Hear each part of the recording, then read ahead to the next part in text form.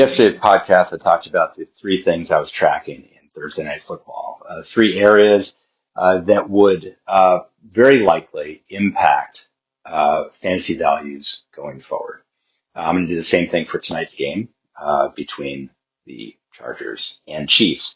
Historically, Chargers and Chiefs have had some thrilling contests, specifically Justin Herbert versus Patrick Mahomes. Many of the faces have changed. Some are the same. This could be a shootout in all the best fantasy sense. There are three things that I am closely tracking. As we all probably are tracking various things, it's not unusual. These are just the three things that most interest me heading into the night in terms of future fantasy value, rest of season fantasy value. The first is Omarion Hampton. His workload, his production, could be a game changer. He could be a guy, who is top 10 fantasy running back, bargain in most drafts, and someone who for dynasty, is, a top 10 for years to come. That is, a realistic optimal outcome for a guy who's a first round pick, a guy who essentially, in the years following Austin Eckler's decline and then departure, the Chargers have been looking for a bell cow, and he might be the answer. Najee Harris might have something to say about that. It is doubtful, and yet Najee, who was also, I believe, former first-round pick, has been more than serviceable in general during his career.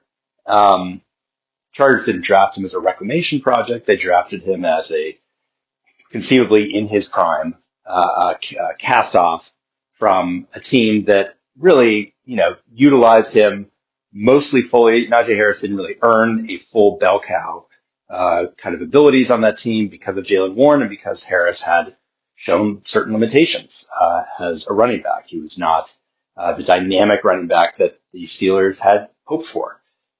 Maybe he will, with the Chargers, be a true 1B in the best sense of the word and in the worst sense for Hampton. That breakdown tonight might be Hampton 22 touches and Harris 4, assuming Harris is active. It could also be 15 and 12. We just don't know. And what the result is will mean everything for fantasy for the coming weeks, because a strong start for Harris could really make things difficult for managers, whether you have Harris or whether you have Hampton. But if Hampton runs away with it, then you have a potential first-round value running back at a fraction of the cost. The second thing that I'm tracking is distribution to wide receivers for the Chargers, specifically Keenan Allen and Trey Harris, with maybe a sprinkling of Quentin Johnston, but it seems that Keenan Allen and Trey Harris are the most likely secondary options behind Ladd McConkey. I have talked about all three of these guys during the preseason, both on this podcast and on the blog. I think many of you know my views on it. I think McConkey is vastly overvalued. I think Keenan Allen or Trey Harris is vastly undervalued. I just don't know which one, which sounds like a hedge, but it's honest. I don't know what Keenan Allen is these days. And a rookie like Harris, who knows?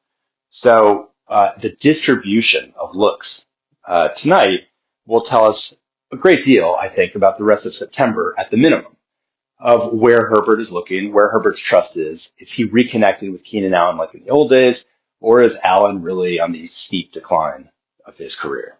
And the third thing I'm tracking is Isaiah Pacheco. Pacheco, former, I forgot if he was a seventh rounder or an undrafted free agent, but he was not someone who was expected to be a bell cow, much less a starter, even a 1A when he came into the league. He's now 26 years old and established 3 years in, but his yards per carry have declined each year. He had, he missed a lot of last season. There are and should be question marks heading into year 4. Is this a guy who can continue to be the guy for Kansas City. Notably, he has had one season of solid looks through the air and two seasons on a per game basis of minimal looks through the air. That is concerning. If you have a fantasy running back who gets maybe on average two targets per game, that's just north of Gus Edwards levels. That's not going to give you the kind of ceiling, and certainly not the floor, that you want out of a weekly starter.